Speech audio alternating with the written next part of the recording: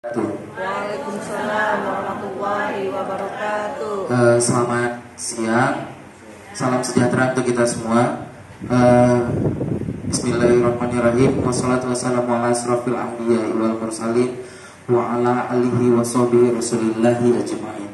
Asyhadu an la ilaha illallah wa asyhadu anna Muhammadan abduhu wa rasuluh sallallahu alaihi wasallam la nabiyya ba'da.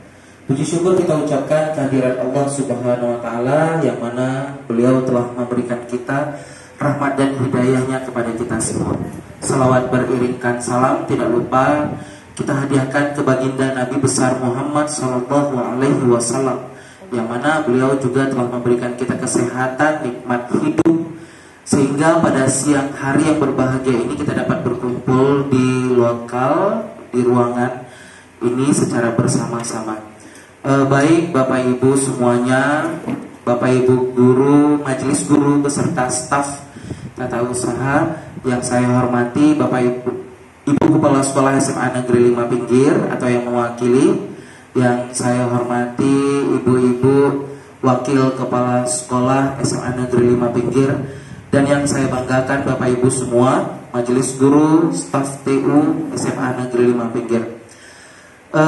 Pada siang hari ini sebelumnya saya pribadi mengucapkan terima kasih banyak kepada Bapak Ibu semua yang sudah menyediakan waktu untuk dapat berkumpul di ruangan kita kali ini dalam rangka pengimbasan budaya positif program pendidikan guru penggerak, di mana Bapak Ibu semua seperti yang Bapak Ibu lihat, kami berempat di hadapan Bapak Ibu ini kami adalah Bapak mungkin ya untuk di sekolah kita, kami mungkin angkatan pertamanya di sekolah, kami yang mendapat kesempatan untuk mendapat pendidikan di program guru penggerak angkatan 6 Kabupaten Bengkalis Provinsi Riau, di mana ya kami berempat ini sudah alhamdulillah sudah lebih kurang 2 bulan mendapatkan pendidikan untuk guru penggerak ini. Nah, pada kesempatan kali ini tentunya dengan izin Ibu Kepala Sekolah dan juga memang instruksi pastinya dari Kementerian Pendidikan dan Kebudayaan, karena guru penggerak ini adalah salah satu program dinas pendidikan juga, dan kami memang diwajibkan untuk memberikan pengimbasan kepada Bapak Ibu guru karena kami sudah mendapatkan ya sedikit mungkin pengalaman terlebih dahulu daripada Bapak Ibu guru. Tapi kami berdiri di sini dan tujuan sebelum kami menyampaikan materi ini, kami berdiri di sini bukan bermaksud kami lebih pintar dari Bapak Ibu, bukan bermaksud kami lebih mengetahui daripada Bapak Ibu semuanya. Ini mohon maaf juga sebelumnya, yang pastinya mungkin Bapak Ibu guru pastinya lebih berpengalaman pada kami, apalagi saya sendiri, saya masih muda Bapak Ibu. Dan alhamdulillahnya juga mungkin kamilah yang mendapat kesempatan terlebih dahulu pengalaman yang kami dapatkan di program guru penggerak ini, dan pastinya kami mencoba berbagi, dan ini adalah juga salah satu tanggung jawab dan tugas kami untuk sesi kali ini menyampaikan beberapa materi ke hadapan Bapak Ibu semua. Mungkin langsung saja untuk mempersingkat waktu Bapak Ibu. Jadi yang pastinya nanti di beberapa waktu ke depan, lebih kurang insya Allah selama 60 menit ke depan, kami akan memberikan beberapa paparan materi. Jadi saya mohon ya kita sifatnya di sini Bapak Ibu diskusi saja. Bila mana nanti kami membutuhkan respon, ya yang pastinya nanti Bapak Ibu guru kami minta juga beberapa respon dan tanggapannya. Perlu saya perkenalkan bahwasanya ya saya Miming Juniri, yang seperti Bapak Ibu sudah kenal juga, dan juga saya bersama 3 rekan saya juga, ada Bu Melisa, ada Bu Miss Novi, ada Sensei Gustia. Nah, kami berempat inilah yang ya di angkatan ke-6 inilah kami yang mendapat kesempatan terlebih dahulu mungkin dari Bapak Ibu yang mendapatkan pendidikan program guru penggerak di angkatan ke-6 ini. Ya Bapak Ibu ya.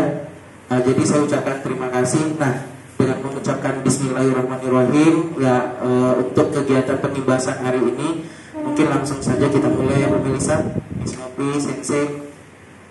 Nanti beberapa materi ini yang pastinya kami bagi, dimulai dari saya pertama, nanti yang kedua ada Sensei, yang ketiga ada Bu Melisa, yang keempat ada Bu Novi Taulandari. Jadi memang mohon maaf nih Bapak Ibu, karena ini memang sifatnya kami memang memang butuh dokumentasi juga.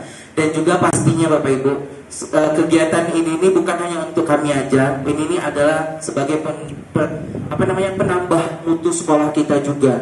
Jadi bukan hanya sifatnya untuk pribadi program kegiatan kami saja, yang pastinya memang berdampak besar juga untuk sekolah kita. Dan perlu kami sampaikan juga Bapak Ibu, kegiatan seperti ini memang mungkin akan kami laksanakan di beberapa pertemuan selanjutnya, tidak hanya hari ini saja Bapak Ibu, karena nanti mungkin sedikit kilasannya juga ada seperti kita akan mendiskusikan visi misi sekolah, nanti akan ada kita gabungkan untuk penyepakatan visi misi sekolah itu tuh, dan kita memang akan adakan forum seperti ini kembali gitu. Baik ya, Sensei, Miss Nopi, Bu Melisa, oke, silakan bertugas. Mungkin itu saja sedikit pembuka dari kami. Langsung saja saya pertama yang akan menyampaikan materi pada kesempatan ini. Bapak Ibu semua, di sisi saya akan menyampaikan tentang pengimbasan positif, pengimbasan budaya positif. Budaya positif ini memang sebenarnya sifatnya kita memang sudah kita laksanakan, baik itu kepada kita sesama rekan guru maupun kepada siswa. Nah, tapi mungkin terkadang memang kita ini dituntut untuk mengubah mindset kita. Apakah budaya positif ini benar? Apakah memang sudah benar kita lakukan, atau mungkin masih ada sedikit kekeliruan yang sudah kita laksanakan? Nah, di kesempatan kali ini yang pastinya itulah dia, kami mencoba memberikan sedikit, mungkin agak membuka sedikit cakrawala Bapak Ibu semuanya. Bukan berarti kami lebih baik dari Bapak Ibu. Nah, kita sini yang pastinya Bapak Ibu sama-sama belajar. Itulah dia yang akan kami sampaikan.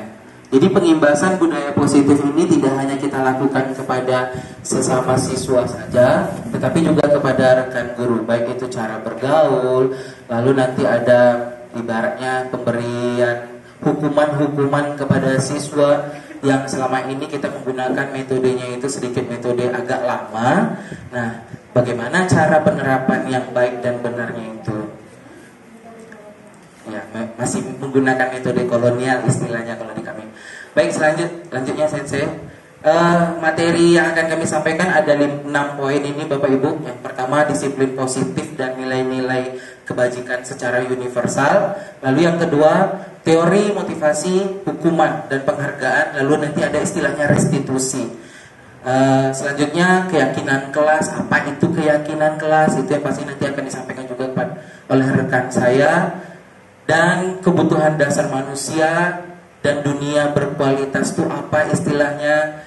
Nah, lalu ada restitusi, ada 5 posisi kontrol. Yang poin terakhirnya itu restitusi tentang menggunakan proses segitiga restitusi. Dalam kesempatan kali ini yang pastinya Bapak Ibu, ini memang sangat berpengaruh ternyata dan sangat berhubungan dengan kurikulum kita yang baru ini, yaitu kurikulum Merdeka. Nah, ternyata di kurikulum Merdeka itu tuh yang pastinya memang sangat berubah dan memang berbeda dengan kurikulum sebelumnya. Gitu. Bagaimana cara berubahnya? Apa itu letak perubahan perbedaannya? Nah, itu nanti kita akan lihat bahas satu persatu di materi ke depannya. Oke, selanjutnya pertanyaan pemantik. Ini Bapak Ibu, kita ini sempatnya diskusi, mungkin bisa Bapak Ibu lihat di depan. Ada 3 pertanyaan. Yang pertama, ini pernyataan sih sebenarnya. Jadi setuju tidak kita melalui pernyataan di 3 poin ini? Yang pertama, hukuman dapat mendisiplinkan anak. Setuju tidak Bapak Ibu? Setuju atau tidak? Setuju ya. Nah, jadi hukuman itu pasti harusnya memang mendisiplinkan anak.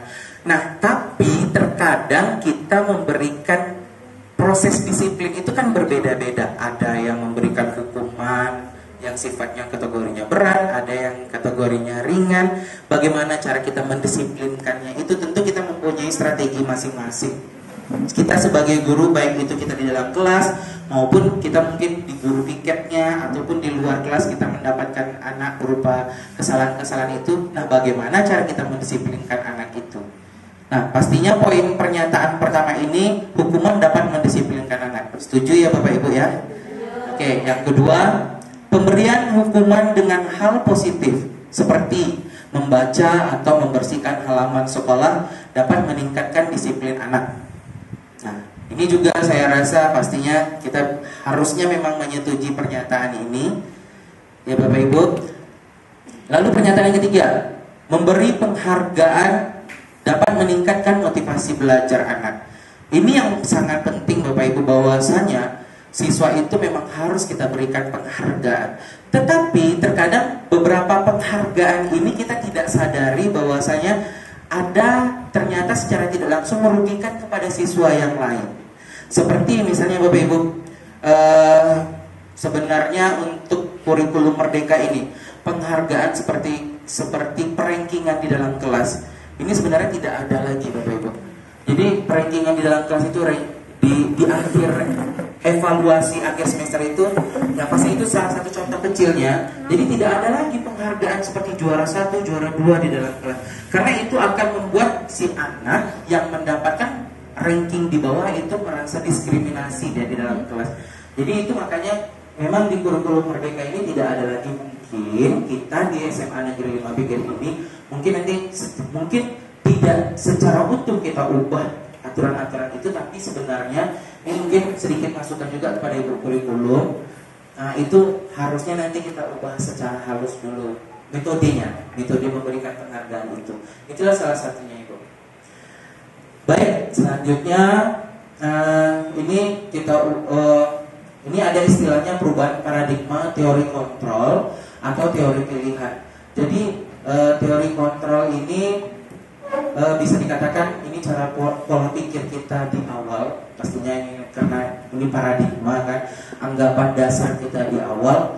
Jadi ada ilusi. Ilusi ini kan ibaratnya apa ya Bapak Ibu ya? Ilusi ini kan seperti pikiran kita di luar pikiran kita, seperti hayalan lah. Nah, ini ada istilahnya ilusi guru mengontrol murid. Nah, bagaimana caranya kita mengontrol murid itu seperti apa? Tentunya kita harus menguasai murid itu. Terkadang metode kita sebagai guru kan berbeda-beda cara mengontrolnya Bapak Ibu di dalam kelas. Ada yang tipe kita ini memang harus keras di dalam kelas. Ada yang tipe Bapak Ibu gurunya memang cuek. Nah, yang cuek ini maksudnya tuh ya pasti banyaklah berbeda strategi-strategi itu. Mungkin dapat kita lihat masing-masing dari penilaian murid, lalu mungkin dari kegiatan supervisi juga. Nah, itu dia. Lalu yang kedua, ilusi bahwa kritik dan membuat orang merasa bersalah dapat menguatkan karakter. Jadi maksudnya itu adalah kita, mungkin salah satu kasusnya. Jadi Bapak Ibu, mungkin sebenarnya kami ini hanya menggambarkan bagaimana sebenarnya kita tuh memberi penerapannya kepada siswa. Memang ditekankan kepada siswa, tapi tidak hanya kepada siswa aja Bapak Ibu, juga kepada kita sesama rekan guru, kalau istilahnya itu rekan sejawat memang. Nah, membuat rasa bersalah ini pastinya kalau seandainya yang pastinya ada beberapa kasus kita temukan kepada di siswanya mengalami beberapa kesalahan, tentunya kita pastinya sebelum kita membuat kalau bisa, kalau dapat, sebelum kita memberikan sanksi hukuman kepada siswa, tentu kita mediasikan kepada siswa itu, buatlah siswa itu bahwasanya memang mereka harus menyadari terlebih dahulu dia merasa bersalah terhadap apa yang dilakukan. Itu dia maksudnya Bapak Ibu. Selanjutnya, ilusi bahwa semua penguatan positif, efektif, dan bermanfaat. Jadi yang pastinya semua penguatan positif itu tuh pastinya dia harus efektif dan pastinya harus bermanfaat. Nah, ini kan awal paradigma kita saja. Selanjutnya juga yang terakhir, ilusi bahwa orang dewasa memiliki hak untuk memaksa. Kalau ini saya jujur Bapak Ibu, nah ini saya butuh respon dari Bapak Ibu. Bisa nggak Bapak Ibu menggambarkan, membantu saya, apa sih maksudnya dari pernyataan kalimat ini? Ilusi bahwa orang dewasa memiliki hak untuk memaksa. Ada Bapak Ibu yang mau membantu saya? Jujur nih saya memang agak rancu nih pemahaman dari kata ini nih. Apa maksudnya? Atau mungkin rekan saya, Bapak Ibu Sensei, atau Bu Melisa, atau Miss Novi, atau Bapak Ibu yang lain? Apakah ada yang bisa menggambarkan apa sih maksud dari pernyataan ini? Ilusi bahwa orang dewasa memiliki hak untuk memaksa. Tak ada Bapak Ibu? Jadi sebenarnya Bapak Ibu semua, itulah istilahnya merdeka. Istilahnya merdeka, kita memerdekakan siswa bukan berarti juga kita sebagai guru harus selalu menuntut apa yang kita inginkan kepada siswa.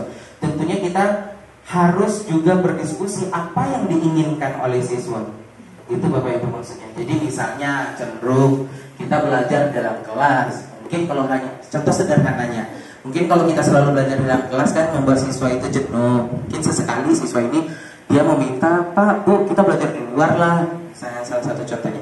Nah, mungkin kita harus mengikuti itu gitu. Itu salah satu contohnya. Jadi mungkin terkadang kita sebagai guru kan, kalian harus mengikuti saya. Saya mengajar di sini, saya punya hak untuk memberikan materi. Karena saya guru kalian, kalian harus mengikuti segala aturan saya. Terkadang kan kita tidak boleh seperti itu, Bapak Ibu. Mungkin jujur, saya pribadi, bagi saya memang orangnya termasuk yang sangat keras juga kepada siswa. Walaupun memang banyak kekurangan saya di dalam kelas, tapi saya sadar di bahwasanya siswa itu saya memang menuntut kalian pada saat Bapak menerangkan di dalam kelas, kalian harus harus menyimak saya gitu. Terkadang kan anak ini berbeda Bapak Ibu menerima penyampaian materi yang kita berikan. Ada yang tipenya memang dia lese, kan ada beberapa banyak karakter siswa kita. Ada yang memang dia butuh ketenangan, ada yang memang dia lari, ibaratnya dia gelisah badannya, tapi ternyata nyampai apa yang kita sampaikan. Mungkin itu Bapak Ibu, kita sebagai orang yang dewasa di dalam kelas tidak harus meminta dan menuntut apa yang kita inginkan. Terkadang kita harus mendiskusikan juga apa yang mereka inginkan juga. Mungkin itu maksudnya Bapak Ibu ya. Oke, selanjutnya saya ini dia Bapak Ibu. Jadi perubahan paradigma stimulus respon ini ada dua perbandingan. Ada stimulus respon namanya, lalu ada teori kontrol. Enak perasaan saya nunjuk tangan kaki nih Bapak Ibu. Jadi ini dia misalnya. Jadi kita lihat di stimulus respon itu tuh mungkin ibaratnya yang sering kita lakukan, gitu loh. Tapi yang di teori kontrol inilah sebenarnya yang harus kita lakukan, gitu loh. Jadi ini poin pertama yang di atas. Kita mencoba mengubah orang agar berpandangan sama dengan kita. Jadi mungkin ya orang ini nih yang pastinya objek utamanya pastinya siswa karena kita sebagai guru.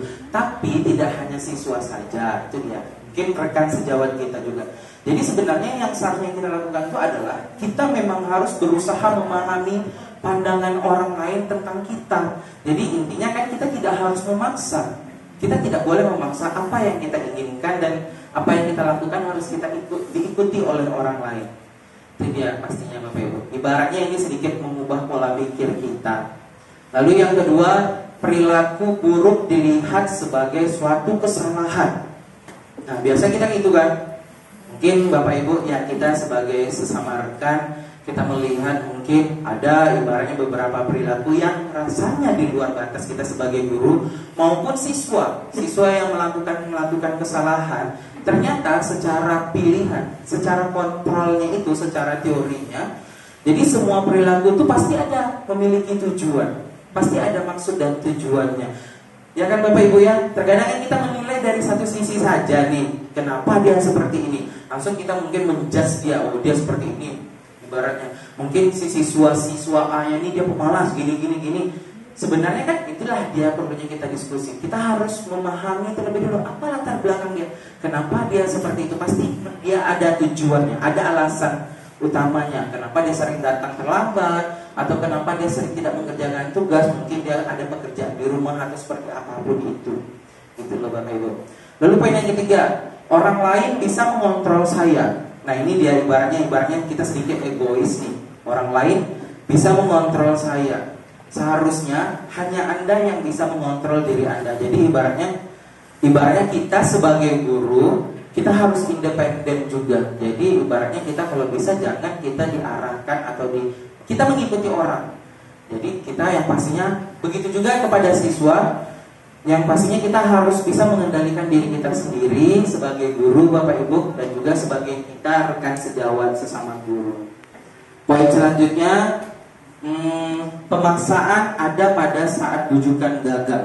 Jadi di teori kontrol ini perbandingannya adalah kolaborasi dan konsensus menciptakan pilihan-pilihan baru. Jadi ibarat kata di pemaksaan ini bagaimana ya Bapak Ibu ya? Rujukan, kalau seandainya ibaratnya ada kasus di dalam kelas dengan beberapa, ibaratnya dari tugas kita yang tugas yang kita berikan kepada siswa, dengan yang mungkin sedikit banyak siswa ternyata mengeluh tugas itu tuh, mungkin alangkah lebih baiknya memang perlu sangat kita pikirkan kembali bahwasanya bagaimana yang diinginkan siswa itu tuh, gitu loh. Nah itu dia, terkadang memang penerapan ini secara tidak langsung kita memang sering melakukan itu. Yang pastinya karena ini adalah kurikulum merdeka, memang kita diminta bahwasanya kata lainnya itu bukan memerdekakan siswa, tetapi kita memang perlu sangat berdiskusi. Itu yang paling penting Bapak Ibu. Berdiskusi, kita memang harus bertanya apa maunya dia, gitu. Nah selanjutnya model berpikir, ini cara mindset awal. Model berpikir itu menang atau kalah. Jadi sebenarnya tidak ada kata kalah kalau ibaratnya, apalagi di dalam pertandingan. Nah, jadi memang kita harus mindset pikir itu menang.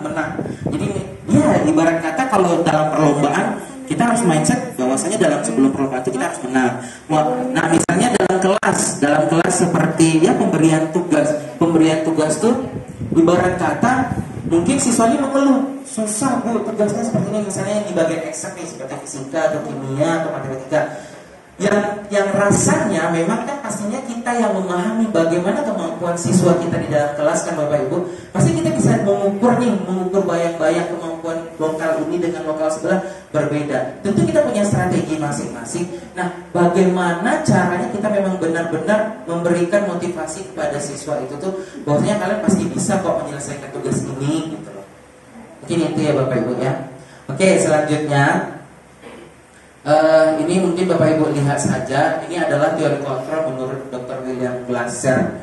Nah beliau ini adalah salah satu pakar pendidikan juga, dan ini juga ini bagan atau grafik, apa sih namanya ini? Bagan ya, kolom ya, pokoknya pembagian kolom dari poin-poin utama yang tadi ada. Anda tidak bisa mengontrol orang lain, hanya Anda yang bisa mengontrol diri Anda sendiri. Jadi ada poin itu menjelaskan ya apa itu makna disiplin juga. Nah makna disiplin itu di kolom hijau.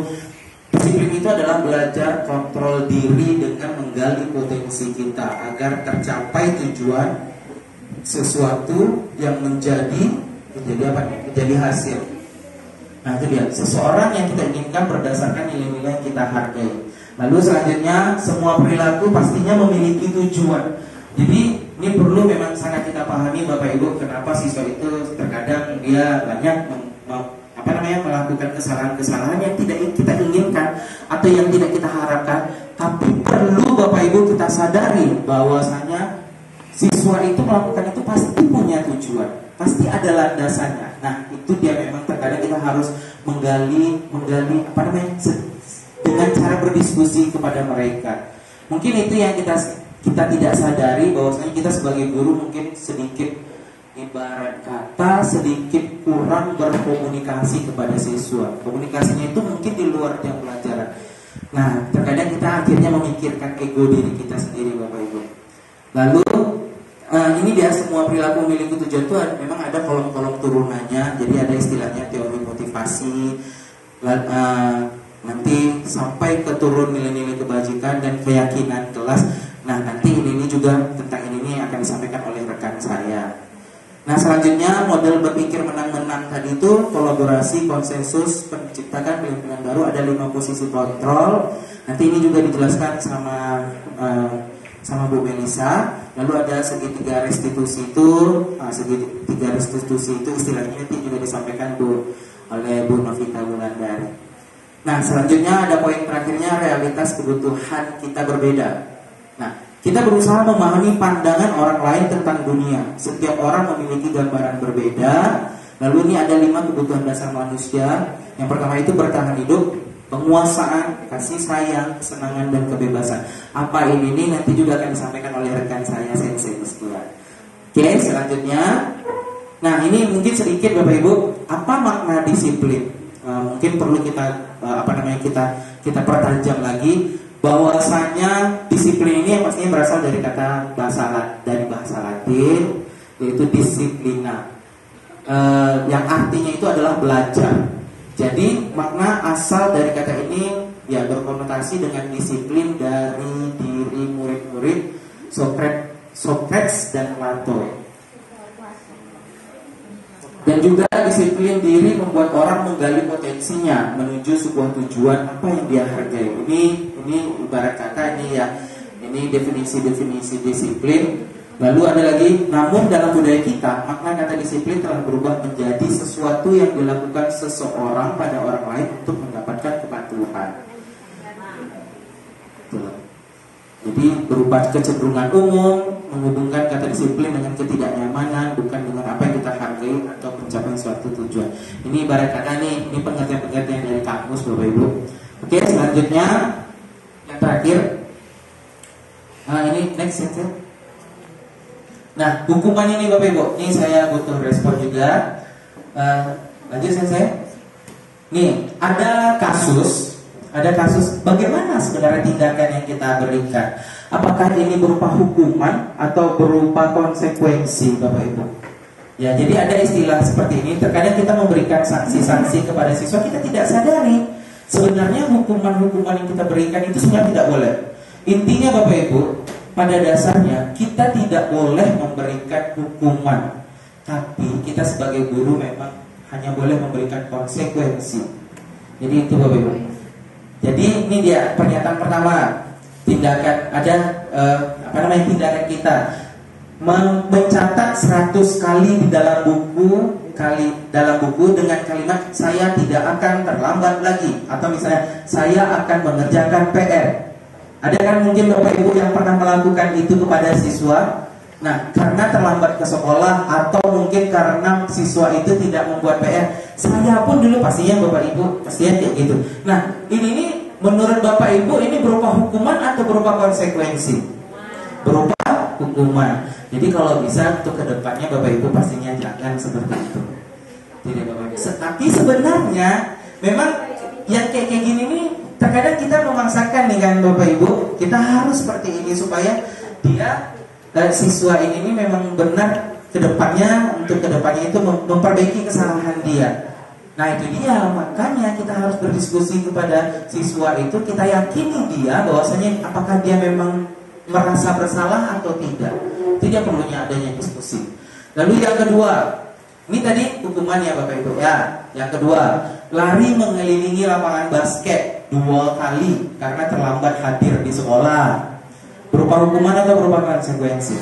Pastinya berupa konsekuensi, berupa hukuman. Nah mungkin ya ini Bapak Ibu yang guru BK, mungkin boleh dicari metode-metode lain ya, berupa sanksi-sanksi apa yang mereka mendapatkan konsekuensi yang bernilai positif gitu loh Bapak Ibu. Karena ini kan ibaratnya berdampak pada fisik dia gitu loh. Mungkin itu yang dilarang karena hukuman itu. Pernyataan selanjutnya, murid diminta untuk push up 15 kali karena tidak menggunakan masker di sekolah. Nah, ini pastinya hukuman. Ya Ibu ya, juga Pak Ibu ya. Nah ini juga tidak boleh. Tapi saya rasa kalau yang masker ini mungkin kalau di SMA 5 tak ada lah. Kita tidak pernah karena siswa tidak menggunakan masker. Tapi kalau saya biasanya Bapak Ibu, ya pastinya kalau mereka mengeluarkan baju memang saya suruh push up gitu loh. Atau terlambat masuk, kita di dalam kelas, kita sudah di dalam kelas, anak baru masuk, mungkin kita berikan mereka hukuman.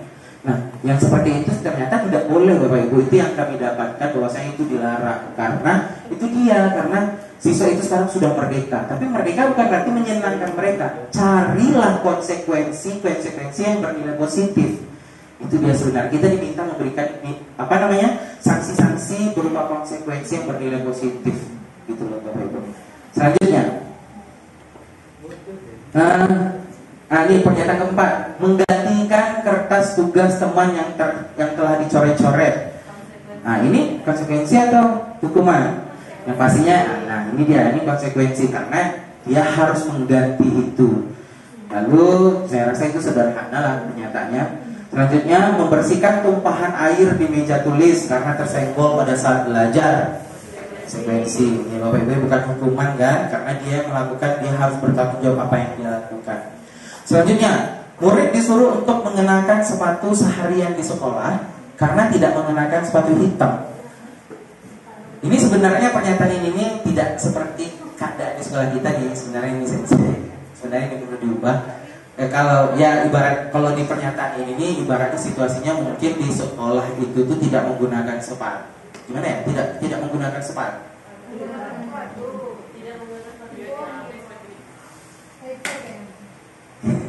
Murid disuruh untuk mengenakan sepatu seharian di sekolah karena tidak menggunakan sepatu hitam. Iya, ibaratnya mungkin ya pastinya kondisinya tidak seperti di sekolah kita lah Bapak Ibu ya. Oke, kita lanjut saja. Lari mengelilingi lapangan basket 2 kali karena terlambat 10 menit untuk pelajaran PJOK. Hukuman atau konsekuensi? Pak Bar nih guru PJOK. Nah, apa ini Pak Bar? Ini saya tantang di Pak Bar. Ini berupa hukuman atau konsekuensi Pak Bar? Lari mengelilingi lapangan basket 2 keliling karena terlambat 10 menit dia untuk khusus pelajaran PJOK. Jadi kita kasih sanksinya. Sanksi ini kata lainnya nih, sanksinya berlari dia 2 kali. Tapi khusus di pelajaran PJOK karena di pelajaran PJOK itu. Nah, ini berupa hukuman atau berupa sanksi Bapak Ibu? Berupa konsekuensi? Konsekuensi. Berapa apa Bapak? Konsekuensi. Nah ya, yang pastinya konsekuensi karena ini kan konteksnya adalah pelajaran olahraga. Tapi kalau di pelajaran lain tentu tidak boleh. Ini Bapak Ibu. Oke, selanjutnya ya ini jawaban-jawaban yang tadi kita next aja Sensei. Nah ini dia yang berupa ini perbedaan antara hukuman dengan konsekuensi pernyataan tadi. Ya, yang pastinya kalau hukuman itu berupa sesuatu yang menyakitkan dan harus terjadi. Kalau konsekuensi itu sesuatu yang harus terjadi. Intinya gitulah pemahamannya Bapak Ibu. Selanjutnya, membuat anak sakit. Jadi yang pastinya karena berupa lari, push up itu kan pastinya membuat fisik anak itu sakit. Apalagi tidak di konteks pelajaran olahraga. Kalau di konteks pelajaran olahraga tentu boleh Pak Bar ya. Tapi kalau tidak di pelajaran olahraga itu tidak boleh. Itu dia. Nah, lalu anak membenci kedisiplinan. Jadi kita yang pastinya kita sebagai guru Bapak Ibu mengubah mindset. Jangan sampai kata disiplin itu membebankan anak, kata disiplin itu memberatkan anak.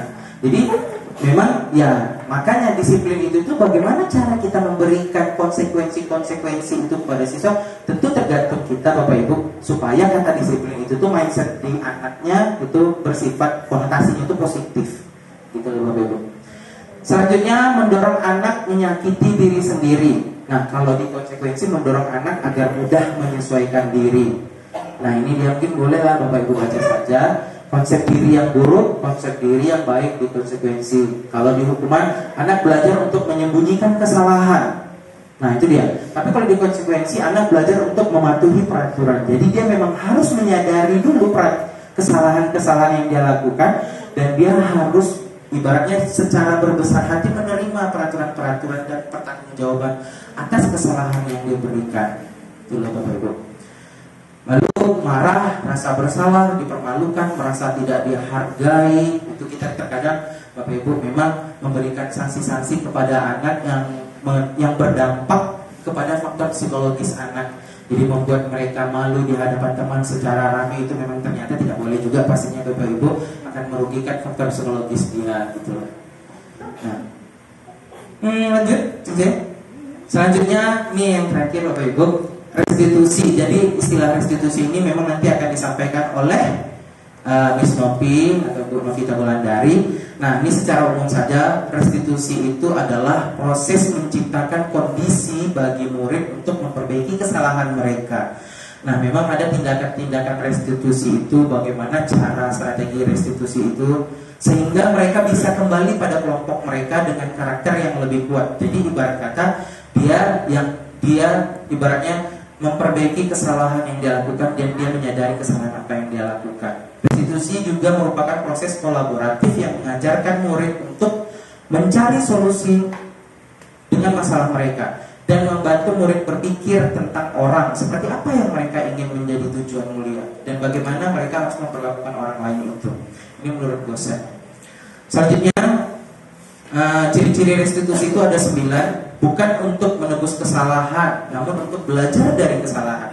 Lalu yang kedua, memperbaiki hubungan.